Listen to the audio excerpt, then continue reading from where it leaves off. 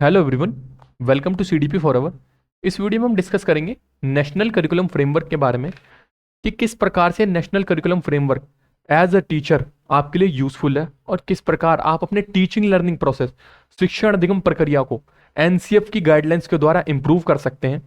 और केवल यही नहीं, आप अपने स्टूडेंट्स को पढ़ाते समय किस किस प्रकार के टीचिंग मैथडोलॉजीज, किस प्रकार की अप्रोचेस को इस्तेमाल करके अपने टीचिंग लर्निंग प्रोसेस को एक एंगेजिंग प्रोसेस बना सकते हैं। अब तक आपके कुल 5 एनसीएफ आए। इस वीडियो में हम डिस्कस करेंगे शुरुआत के 3 एनसीएफ के बारे में। सन 2005 और 2022 के एनसीएफ के रिगार्डिंग इस चैनल पर एक डिटेल्ड वीडियो अवेलेबल है, क्योंकि ये आपके सीटेट और DSSB के पॉइंट ऑफ व्यू से बहुत इंपॉर्टेंट है और कई बार इनसे सीधे ही क्वेश्चन देखने को मिलते हैं। So for more information you may also refer to this video, जिसकी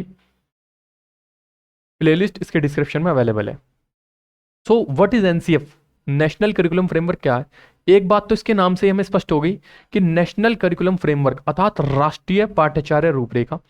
the national curriculum framework is a policy document that provides guidelines. ये गाइडलाइन प्रदान करती है फॉर किसके लिए? करिकुलम डिजाइन, अर्थात ये पाठ्यचर्या के निर्माण करने के लिए गाइडलाइन, दिशा निर्देश प्रदान कराती है। टीचिंग मैथडोलॉजीज अर्थात शिक्षण विधियों के बारे में। असेसमेंट प्रैक्टिस, आकलन की प्रैक्टिस, फॉर्मेटिव समेटिव, किस प्रकार का असेसमेंट होना चाहिए। And text books used in Indian schools, the most important point, जो भी आपकी टेक्स्ट बुक इस्तेमाल होती है स्कूल में, उनके लिए guideline NCF national curriculum framework की प्रोवाइड कराता। इट अलाइंस एजुकेशनल गोल्स, ये एजुकेशनल गोल्स की बात करेगा किस प्रकार के? नेशनल विजन के साथ, क्योंकि इसका नाम ही नेशनल करिकुलम है। Ensuring students acquire essential skills, ये मोस्ट इंपॉर्टेंट पॉइंट है इसमें। एनसीएफ ये बात करता है कि बच्चे असेंशियल स्किल्स अर्थात अनिवार्य कौशलों को सीखें। नॉलेज एंड वैल्यूज, वे ज्ञान के साथ साथ मूल्यों को भी सीखें। And become active citizens. NCF addresses, जितने भी आपके एनसीएफ आए, ये सब आपके चाइल्ड सेंटर्ड अप्रोच अर्थात बाल केंद्रित उपागम को फॉलो करते हैं। That what how and why students learn at different stages of education, कि बच्चे क्या, कैसे और क्यों अपने शिक्षा के अलग अलग स्तरों पर सीखते हैं। ये इसका हिंदी वर्जन है। एनसीएफ एक नीतिगत दस्तावेज है जो भारतीय स्कूलों में पाठ्यक्रम डिजाइन, शिक्षण पद्धतियों और मूल्यांकन प्रक्रियाओं और पाठ्य पुस्तकों के लिए दिशा निर्देश प्रदान कराता है। एनसीएफ इस बात पर ध्यान केंद्रित करता है कि छात्र अलग अलग चरणों में क्या, कैसे और क्यों सीखते हैं। इस वीडियो का हैंड रिटन पीडीएफ मेरे टेलीग्राम हैंडल सीडीपी फॉरएवर पर अवेलेबल है, जिसका लिंक इस वीडियो के डिस्क्रिप्शन में अवेलेबल है। So for more information you may also join to my Telegram channel and you can easily download this PDF. और यहाँ पर मैंने इस वीडियो के लिंक भी अटैच कर दिया है, तो by just a single click you may be directed to this video and you revise your concept at any time. Who prepares NCF? NCF को कौन प्रिपेयर करता है? देखो, एनसीएफ बनाया जाता है आपका NCERT, national council of education research and training के द्वारा। एनसीईआरटी की स्थापना हुई थी आपका 1 सितंबर 1961 को, और जो स्टेट लेवल पर कार्य करते हैं उसे कहते हैं SCERT, state council of education research and training, जो आपकी न्यू दिल्ली में एससीईआरटी है। उसकी स्थापना हुई थी 1988 में। इंपॉर्टेंस ऑफ एनसीएफ, एनसीएफ क्यों आपके लिए इंपॉर्टेंट है? देखो, ये प्रदान कराता है uniform guidelines for curriculum and text book. NCF आपके CBSE, central board of secondary education, KVS और इसके अलावा जो भी आपके स्टेट बोर्ड्स हैं, अब उन सब में आपका यूपी बोर्ड है, एमपी बोर्ड है, उन सब के लिए जो ना पाठ्यचर्या और पाठ्य पुस्तकों के लिए समान दिशा निर्देश प्रदान कराता है कि उसमें सभी प्रकार से एक समान करिकुलम को फॉलो किया जाए और समान और मानकीकृत रूप से एक दिशा प्रदान करता है। देखो, मैं आपको ये बात क्लियर कर दूं कि करिकुलम और सिलेबस ये दोनों अपने आप में अलग अलग शब्द हैं और इनको डिटेल्ड में मैंने कॉन्सेप्ट सीरीज के अंदर एक्सप्लेन करा हुआ है। So for more information you may also refer to this video, ताकि आपको करिकुलम और सिलेबस को समझते समय कोई भी मिसअंडरस्टैंडिंग ना हो। ये दोनों अलग अलग टर्म्स हैं। Alliance educational with national goals, ये शिक्षा को राष्ट्रीय लक्ष्यों के अनुरूप बनाता है। अब हमारे शिक्षा के राष्ट्रीय लक्ष्य क्या है? कि बच्चों का होलिस्टिक डेवलपमेंट हो, होलिस्टिक डेवलपमेंट अर्थात सर्वांगीण विकास, उसके अंदर क्या शामिल होता है? स्कूल में बच्चों का फिजिकल डेवलपमेंट हो, मेंटल डेवलपमेंट हो, इमोशनल डेवलपमेंट हो, सामवेगिक विकास हो, और उसके साथ साथ बच्चों को सोसाइटी में कल्चरल डेवलपमेंट भी हो कि जिस वो संस्कृति से आते हैं अपनी संस्कृति को भी प्रमोट करे, तभी तो वह शिक्षा को राष्ट्रीय लक्ष्यों के अनुरूप बनाता है। Evolving with changing needs, NCF ये समझाता है कि बदलती जरूरतों के हिसाब से शिक्षा में बदलाव होना चाहिए, क्योंकि एनसीएफ आपका चाइल्ड सेंटर्ड अप्रोच अर्थात विद्यार्थी केंद्रित उपागम को फॉलो करता है। और इसमें है क्या? इसका केंद्र बिंदु है स्टूडेंट। तो एनसीएफ ये बताता है कि विद्यार्थी को ध्यान में रखते हुए आपके जो भी एक टीचर के टीचिंग मेथड्स हैं, शिक्षण विधियां हैं, जो टीचिंग अप्रोचेस हैं, शिक्षण उपागम है। देखो इस बात को ध्यान में रखेंगे, टीचिंग मेथड्स और टीचिंग अप्रोचेस यानी शिक्षण विधियां और शिक्षण उपागम, ये दोनों आप अपने आप में एक अलग अलग कॉन्सेप्ट है। इसे भी मैं डिटेल में एक्सप्लेन कर दूंगा, मैं जिसमें आपको सभी टीचिंग मेथड्स समझाऊंगा और एक नेक्स्ट वीडियो में मैं आपको सभी टीचिंग अप्रोचेस समझाऊंगा। तो उनके अनुरूप कि किस प्रकार से बच्चों को अपने क्लास में आप एक्टिव लर्निंग की तरफ बढ़ाएंगे, किस प्रकार से आप बच्चों के लिए शिक्षा को एंगेजिंग बनाएंगे, उन सब के बारे में एक गाइडलाइन एनसीएफ प्रदान कराता है। Promotes innovation in teaching and learning process, ये शिक्षण और अधिगम में नवाचार को शामिल करता है कि वर्तमान समय में डिजिटलाइजेशन हो रहा है, किस प्रकार से आप अपनी शिक्षा में से यूज करेंगे, किस प्रकार से आईटी इंफॉर्मेशन टेक्नोलॉजी का आप अपनी क्लास में यूज करेंगे। असेसमेंट रिफॉर्म्स, मूल्यांकन में सुधार, एनसीएफ ये समझाता है कि केवल बुक बेस्ड असेसमेंट नहीं होना चाहिए, इसके अलावा बच्चों का फॉर्मेटिव असेसमेंट करें, सबमिटिव असेसमेंट करें और बच्चों की ऑल राउंड पर्सनैलिटी को ऑब्जर्व करके, बच्चों के समस्त व्यक्तित्व का मूल्यांकन करके जब बच्चों को आगे बढ़ने के लिए प्रोत्साहित करें, ना केवल उन्हें किताबों का बुक बेस्ड लर्निंग के लिए रोट मेमोराइजेशन की तरफ बढ़ाएं। How NCF benefits teachers and students. As a teacher ये क्यों आपके लिए जरूरी है? देखो टीचर्स को तो एनसीएफ एक गाइडलाइन प्रोवाइड कराता है, इसके अलावा एनसीएफ टीचर्स को अपनी क्लास में स्टूडेंट्स को पढ़ाते समय एंगेजिंग स्ट्रेटेजीज के बारे में समझाता है। ये एक फ्रेमवर्क प्रोवाइड कराता है, क्योंकि इसका नाम ही है नेशनल करिकुलम फ्रेमवर्क, और ये उन्हें अपनी क्लास में फ्लेक्सिबिलिटी अर्थात लचीलेपन के साथ विद्यार्थियों को पढ़ाने के लिए प्रेरित करता है। स्टूडेंट्स ये लर्नर सेंटर्ड अप्रोच को प्रेरित करता है, ये बच्चों को चाइल्ड सेंटर्ड अप्रोच के साथ पढ़ाने के लिए टीचिंग मेथड सजेस्ट करता है, और ये बच्चों को एक्टिव लर्नर बनाने के लिए प्रेरित करता है ताकि बच्चे अपनी क्लास में खुलकर पार्टिसिपेट कर सकें।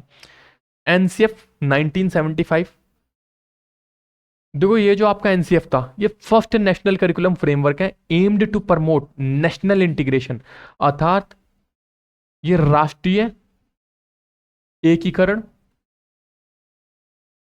और साइंटिफिक टेम्परामेंट, वैज्ञानिक दृष्टिकोण और सोशल कोहिशन की बात करता है। Focused on building a common curriculum, ये सबसे मेन पॉइंट है। सबसे पहले अगर आपसे पूछेगा DSSB या सीटेट के एग्जाम में कि सबसे पहले किस करिकुलम ने कॉमन करिकुलम की बात की, तो नेशनल करिकुलम फ्रेमवर्क 1975 ने बात की कि एक सामान्य पाठ्यचर्या होनी चाहिए across the country to bridge disparities and promote uniformity, ताकि आप एकता को बढ़ाएं इन एजुकेशन। अब 1975 के नेशनल करिकुलम फ्रेमवर्क ने क्या क्या रिकमेंडेशन दिए? उसने बात की यूईई, यूनिवर्सलाइजेशन ऑफ एलिमेंट्री एजुकेशन, सर्वव्यापी प्राथमिक शिक्षा के बारे में।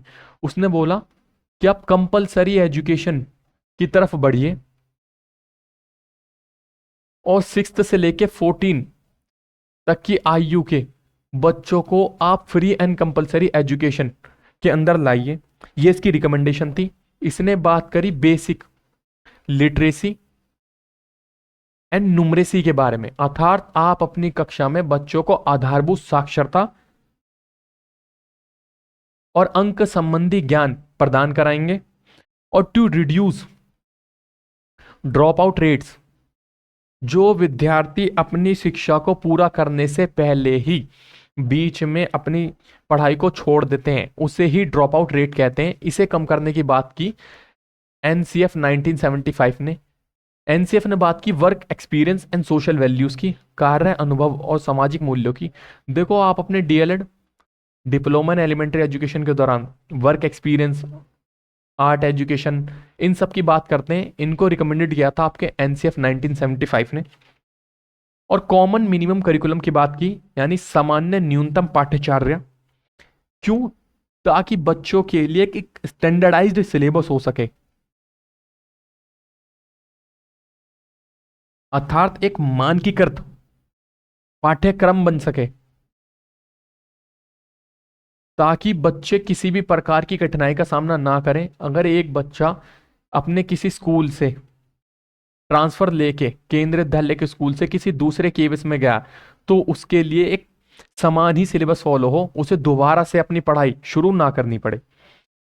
NCF 1988 responded to change in the socio economic landscape, अर्थात इसने सामाजिक आर्थिक धरातल पर कार्य करने की बात करी। To aim the build moral education and work ethics and environmental awareness among students. अब ये बहुत ही सिंपल आपसे क्वेश्चन पूछा जा सकता है कि किस एनसीएफ ने मॉरल एजुकेशन, वर्क एथिक्स और एनवायरमेंटल अवेयरनेस की बात करी, तो you will go with the NCF 1988।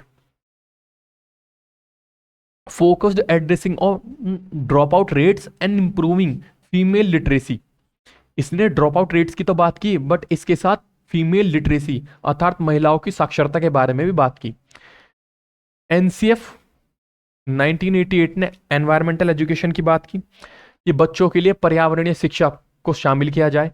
Moral and values education, नैतिक मूल्य शिक्षा में शामिल किए जाएं। इसके साथ बच्चों को एथिकल एजुकेशन प्रोवाइड करी जाए, नैतिक शिक्षा प्रदान की जाए, बच्चों में citizenship,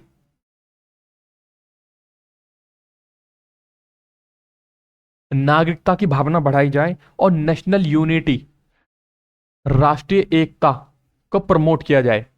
focus on reducing drop out rates and female literacy, इसने महिला साक्षरता की बात की एनसीएफ 1988 ने।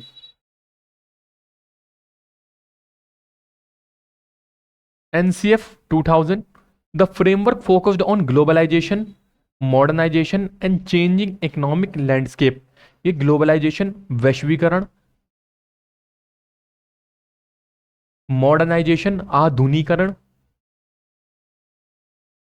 एंड चेंजिंग इकोनॉमिक अर्थात बदलते हुए आर्थिक पृष्ठभूमि की इनने बात की। It emphasise information technology. अब ये मेन पॉइंट है कि किस एनसीएफ ने इंफॉर्मेशन टेक्नोलॉजी आईटी की बात की, तो आप एनसीएफ 2000 को टिक करेंगे। इसने बात की कि information technology in education and need for a flexible education system. सबसे पहले एनसीएफ 2000 ने बात की इंटीग्रेशन इन एजुकेशन, कि आप ईवीएस को, एनवायरमेंटल स्टडीज को अपनी कक्षा में समावेशन के साथ पढ़ाएंगे। And introduction of computer science, इसने कंप्यूटर साइंस की बात की।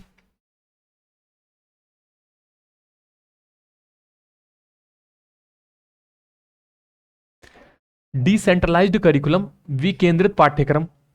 एनसीएफ 2000 ने बताया कि जो आपका करिकुलम है वो केवल एक स्कूल तक बंधा हुआ नहीं होना चाहिए। इसके अलावा जो नेशनल करिकुलम फ्रेमवर्क प्रोवाइड कराया जा रहा है आपके एनसीईआरटी के द्वारा, उसे एससीईआरटी